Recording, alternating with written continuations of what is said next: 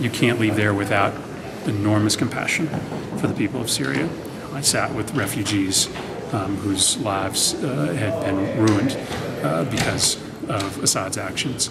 At the same time, I came back with a healthy degree of skepticism about the ultimate impact of U.S. aid. The opposition is grievously fractured. And I think there is real risk that even with U.S. support for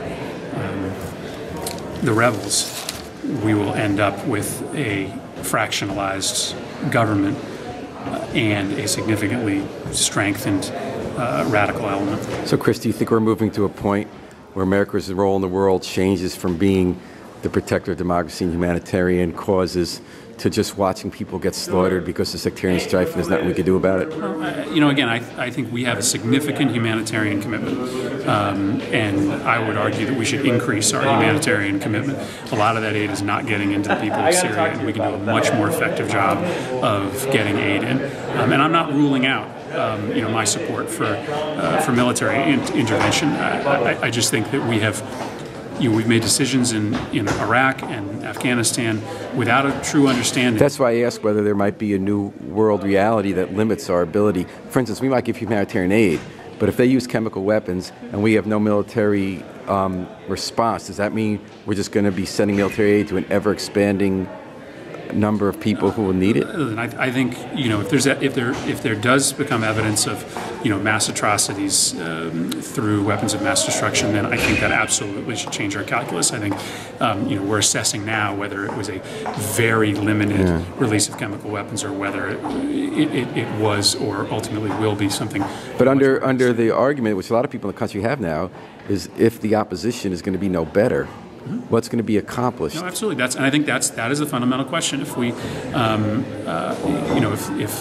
if the future leadership in Syria is going to be just as adversarial to the United States as the current leadership, I think it has to have an impact on our decision whether to weigh in. We cannot afford to get involved in every civil war around the world, and so civil war can't be. So if Al Qaeda is, let me just finish. The civil war cannot be the only rationale for intervention, and so we have to make an assessment in Syria that there is both a humanitarian and a national security reason to get involved. So if Al Qaeda is supporting an opposition against someone who is using chemical weapons in a genocidal way, will we back Al Qaeda?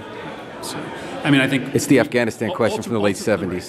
Ultimately, our foreign policy should be based around reducing the reasons why people resort to extremism targeted against the United States. I just don't think it's ultimately a smart public policy to chase the extremists around the globe without addressing the root causes for why the movement exists in the first place.